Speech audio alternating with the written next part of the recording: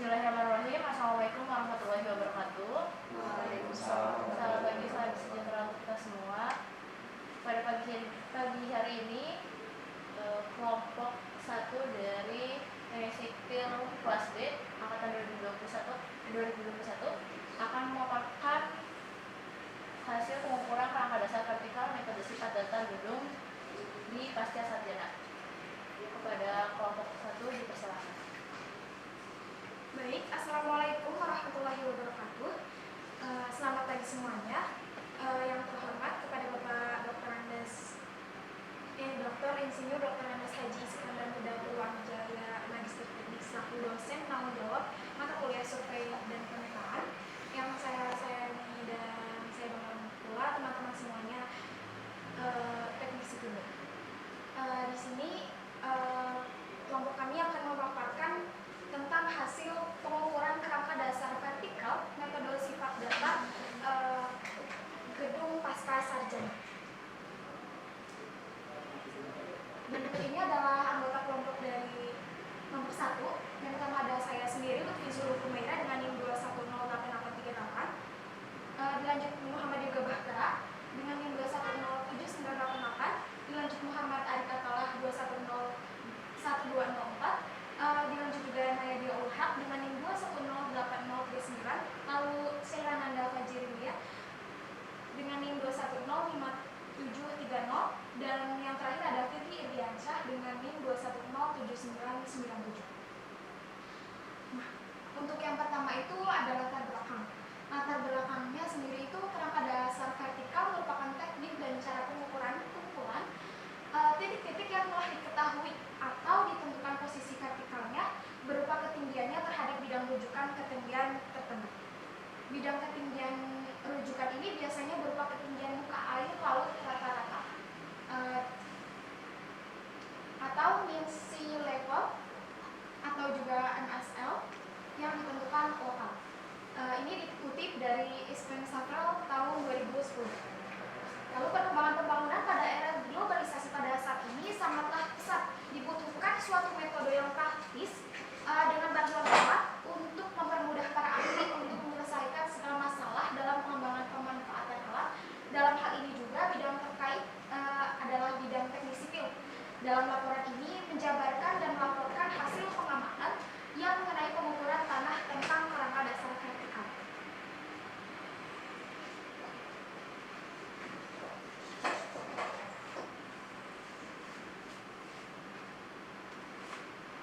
Nah, oleh karena itu perkembangan teknologi sangat pesat terutama dalam bidang teknik sipil, seperti pengukuran kerangka dasar vertikal untuk mendapatkan tinggi dari suatu titik yang nantinya dapat dipergunakan untuk mengetahui kontur dari tanah tempat bangunan akan didirikan dan segala perangkat untuk mempermudah dan mempercepat pengukuran KDV serta pengolahan datanya telah tersedia di dalam laporan ini. Nah, adapun identifikasi masalah dalam presentasi kali ini yaitu yang pertama kurangnya pemahaman mengenai kerangka dasar vertikal metode sifat data. Yang kedua kurangnya pemahaman mengenai cara pengolahan data dalam pengukuran kerangka dasar vertikal metode sifat data. Dan yang ketiga kurangnya pemahaman mengenai cara penggambaran pengukuran kerangka dasar vertikal metode sifat data. Lalu adapun rumusan masalah dari latar belakang yang telah dijelaskan. Yang pertama, apa yang dimaksud dengan kerangka dasar vertikal metode sifat datar. Yang kedua, bagaimana cara pengolahan data dalam pengukuran kerangka dasar vertikal metode sifat datar. Dan yang terakhir, bagaimana cara penggambaran pengukuran kerangka dasar vertikal metode sifat datar.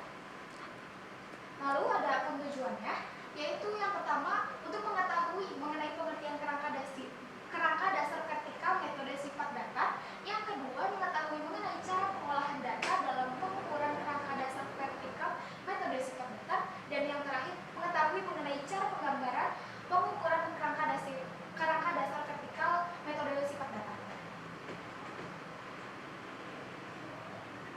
Baik, selanjutnya di sini ada beberapa kajian-kajian teori yang didapat dari beberapa sumber. Yang pertama mengenai pengertian kerangka dasar vertikal. Kerangka dasar vertikal merupakan teknik dan cara pengukuran kumpulan titik-titik yang telah diketahui atau ditentukan posisi vertikalnya berupa ketinggiannya terhadap bidang rujukan ketinggian tertentu. Menurut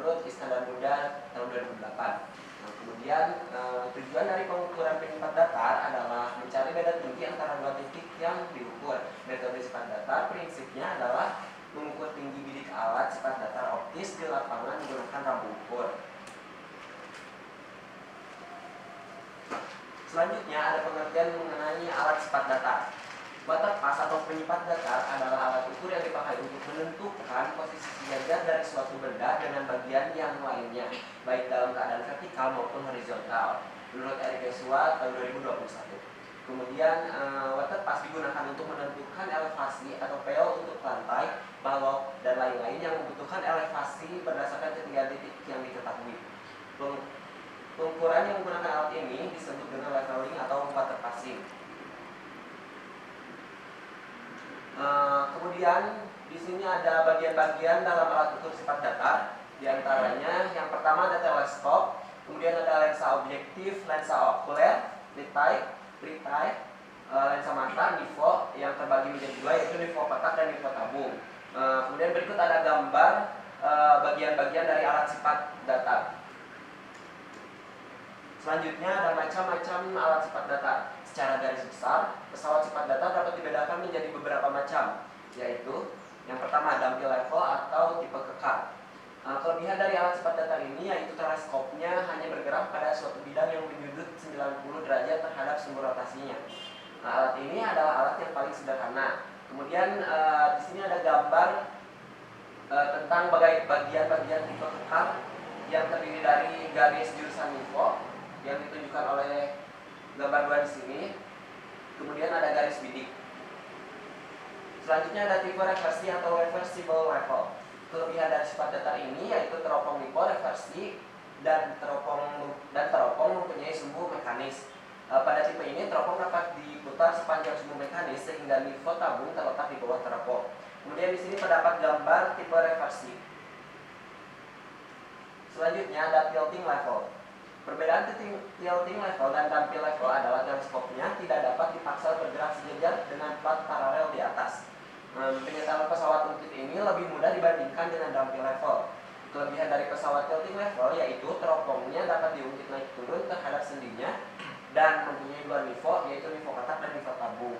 Dalam tilting level terdapat skru pengungkit teropong dan hanya terdiri dari 3 bagian saja, yaitu dudukan alat, teropong, dan nivo. Berbeda dengan tipe reversi, pada tipe ini teropong dapat diungkit dengan skru pengungkit. Bagian dari tipe ini terdiri dari ini seperti yang ada pada gambar 4, yaitu bagian-bagian tilting level. Kemudian selanjutnya ada automatic level. Pada alat ini yang otomatis adalah sistem pengaturan garis bidik yang tidak lagi bergantung pada nivo yang terletak di atas teropong. Alat ini hanya mendatarkan bidang nivo kotak melalui 3 skru penyetel dan secara otomatis sebuah bandul menggantikan fungsi nivo tabung dalam mendatarkan garis nivo ke target yang dikehendaki. Keistimewaan utama dari penyipat datar otomatis adalah garis bidiknya yang melalui perpotongan benang silang tengah selalu horizontal meskipun sumbu optik alat tersebut tidak horizontal. Bagian-bagian dari alat ini yaitu bagian-bagiannya seperti yang ada pada gambar 5 dalam presentasi kali ini, yaitu bagian-bagian sifat datar otomatis. Selanjutnya ada kesalahan-kesalahan pada pengukuran sifat datar. Pengukuran merupakan proses yang mencakup 3 hal atau bagian, yaitu benda ukur, alat ukur, dan petugas atau pengamat. Karena ketidaksempurnaan masing-masing bagian ini ditambah dengan pengaruh lingkungan, maka bisa dikatakan bahwa tidak ada satupun pengukuran yang memberikan ketelitian yang absolut. Berdasarkan Asaripudin pada tahun 2019, setiap pengukuran dengan kecermatan yang memadai mempunyai ketidaktelitian, yaitu adanya kesalahan yang berbeda-beda tergantung pada kondisi alat ukur, benda ukur, metode pengukuran, dan kecakapan si pengukur. Sumber-sumber kesalahan yang menjadi penyebab kesalahan pengukur adalah sebagai berikut. Yang pertama, alam, seperti perubahan angin, suhu, kelembaban udara, pembiasan cahaya, gaya berat, dan deklinasi magnetik. Kemudian yang kedua ada alat, ketidaksempurnaan konstruksi atau penyetelan instrumen. Dan yang terakhir ada petugas, yaitu seperti keterbatasan kemampuan tugas dalam merasa, melihat, dan meraba.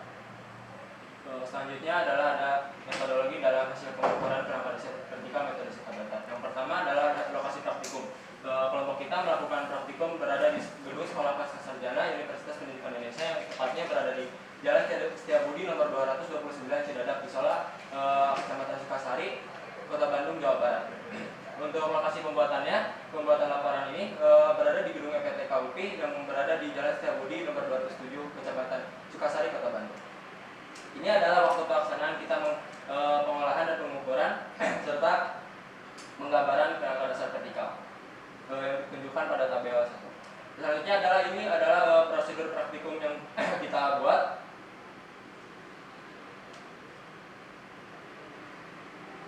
dan ini adalah prosedur pengolahan data yang kita sudah siapkan pada presentasi kali ini. Dan ini adalah prosedur penggambaran digital yang merupakan menggunakan perangkat lunak AutoCAD. Dan ini adalah prosedur penggambaran manual yang berorientasi gambar raster.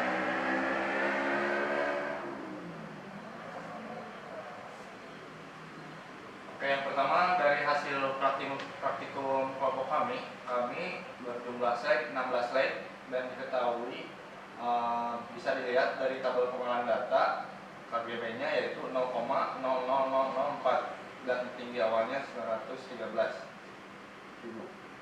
Dan ini adalah tabel data pengukuran sifat data KDP muka dan belakang.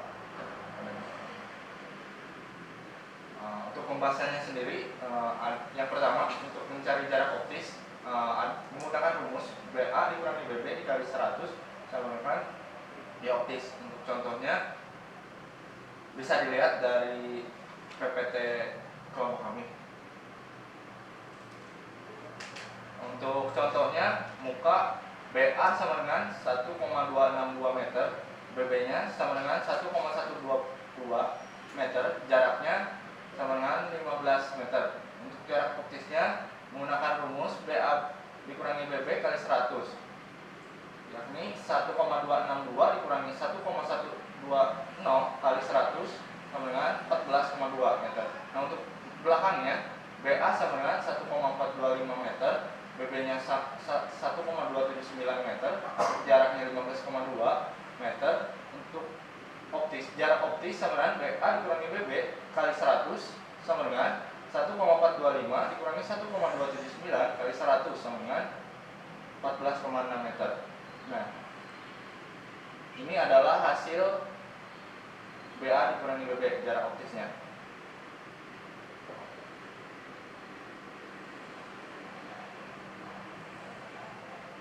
Yang kedua, mencari benang tengah belakang koreksi BTBK. Nah, dengan rumus BTBK sama dengan BTB dikurangi KGB kali DB. Untuk contoh, slide pertama, BTB sama dengan 1,351 meter, untuk KGB-nya sama dengan 0,00004, untuk DB-nya 15,2 meter. Langsung menggunakan rumus BTBK sama dengan BTB dikurangi KGB kali DB sama dengan 1,351 dikurangi 0,00004 kali 15,2, didapatkan hasil 1,350 meter. Ini adalah hasil dari BTBK.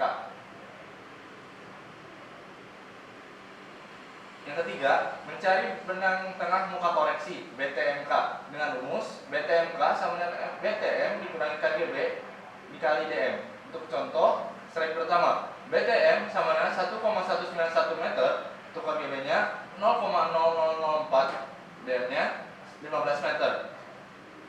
BTMK sama dengan BTM dikurangi KGB kali DM sama dengan 1,191 dikurangi 0,0004 kali 15, didapatkan hasil 1,190 meter. Ini adalah hasil dari BTMK. Yang keempat, mencari beda tinggi antara dua titik dengan rumus delta H sama dengan BTBK dikurangi BTMK. Contoh, slide pertama, BTBK sama dengan 1,350 meter, BTMK 1,190 meter. Menggunakan rumus delta H sama dengan BTBK dikurangi BTMK sama dengan 1,350 dikurangi 1,190, didapatkan hasil 0,160 meter. Berikut adalah hasil dari delta H. Selanjutnya yaitu mencari jumlah jarak atau sigma D dengan rumus D sama dengan DB sama DM.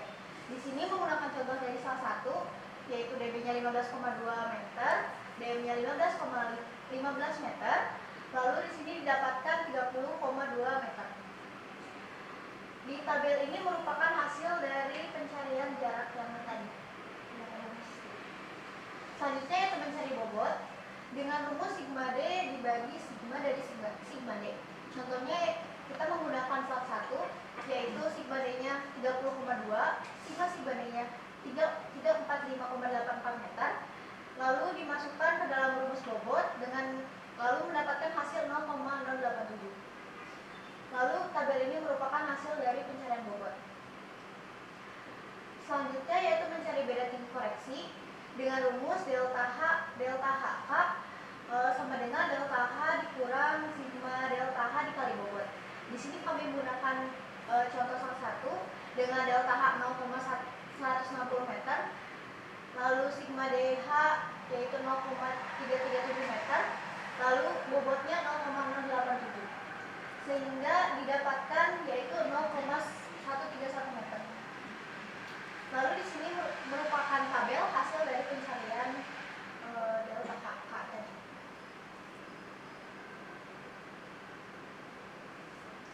Selanjutnya yaitu mencari tinggi titik dengan rumus tinggi sebelumnya ditambah delta HK sebelumnya. Di sini contohnya kita menggunakan satu juga. Tinggi awalnya 913 meter, lalu delta HK di steng satunya yaitu 0,131 meter, lalu didapatkan hasil yaitu 913,131 meter. Lalu di sini merupakan tabel dari pencarian tinggi yang tadi disebutkan. Lalu ada mencari kemiringan, yaitu dengan rumus delta HK kali sigma D dikali 100%. Contohnya di sini kami menggunakan salah satu, yaitu delta HK-nya 0,131 meter, sigma D-nya 30,2 meter, lalu dimasukkan ke dalam rumus sehingga mendapatkan hasil 0,43%. Lalu di sini merupakan tabel hasil dari keseluruhan. Selanjutnya kesimpulan dari laporan ini adalah pengukuran kerangka dasar vertikal adalah proses penentuan ketinggian dari sejumlah titik atau pengukuran perbedaan elevasi untuk melihatkan ketinggian titik-titik lain yang lebih detail dan banyak. Metode sifat datar prinsipnya adalah mengukur tinggi bidik alat sifat datar optis di lapangan menggunakan lampu ukur. Tujuan dari pengukuran sifat datar adalah mencari beda tinggi antara dua titik yang diukur. Alat sifat datar atau waterpass merupakan alat yang digunakan untuk menentukan beda tinggi antara titik-titik di permukaan bumi. Alat sifat datar biasanya digunakan untuk menentukan elevasi untuk lantai, balok, dan lain-lain yang membutuhkan elevasi berdasarkan ketinggian titik yang diketahui. Alat sifat datar terdiri dari 4 macam atau tipe diantaranya dumping level, reversible level, tilting level, dan automatic level. Pengelolaan data dan penggambaran kerangka dasar vertikal metode sifat datar dapat dilakukan dengan dua cara, yaitu manual dan digital. Penggambaran secara digital dapat dilakukan dengan menggunakan software AutoCAD, sedangkan penggambaran secara manual biasanya dilakukan di atas kertas millimeter. Selanjutnya implikasi. Mahasiswa teknik sipil UI memahami mengenai pengukuran kerangka dasar vertikal yang dilakukan untuk kepentingan survei di lapangan, sehingga mampu melakukan pengukuran di lapangan sesuai dengan prosedur yang berlaku. Mahasiswa teknik sipil UI mengetahui dan menguasai alat sifat datar sebagai alat yang digunakan untuk melakukan pengukuran kerangka dasar vertikal di lapangan. Dengan demikian, mahasiswa dapat menentukan jenis alat sifat datar yang optimal digunakan di lapangan ketika proses survei berlangsung. Mahasiswa teknik sipil UI mampu melakukan pemetaan berupa penggambaran baik secara digital maupun manual dari data yang didapat di lapangan setelah melakukan proses pengukuran kerangka dasar vertikal dilakukan. Selanjutnya rekomendasi. Mahasiswa teknik sipil harus teliti dalam melakukan pengukuran kerangka dasar vertikal di lapangan untuk menentukan beda tinggi di antara dua titik di permukaan bumi, sehingga data yang didapat dari proses pengukuran tersebut dapat diolah dengan baik dan benar. Mahasiswa teknik sipil mengetahui dan memahami jenis-jenis alat sifat datar yang digunakan di lapangan. Hal ini perlu dipahami untuk menentukan jenis alat apa yang harus digunakan di lapangan untuk melakukan survei. Mahasiswa mampu